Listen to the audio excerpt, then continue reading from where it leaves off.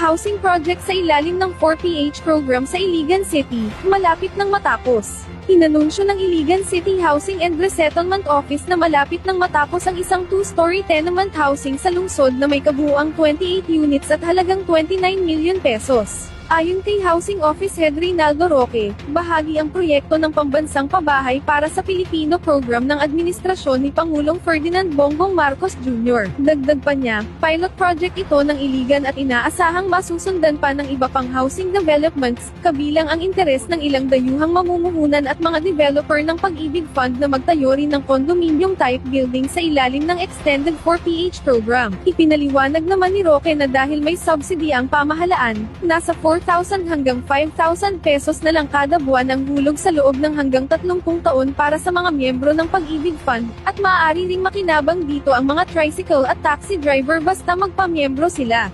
Alinsunod na rin ito sa direktiba ng Pangulo, na pabilisin at palawakin ang 4PH program upang gawing mas abot kaya at mas accessible ang pabahay para sa mas maraming Pilipino.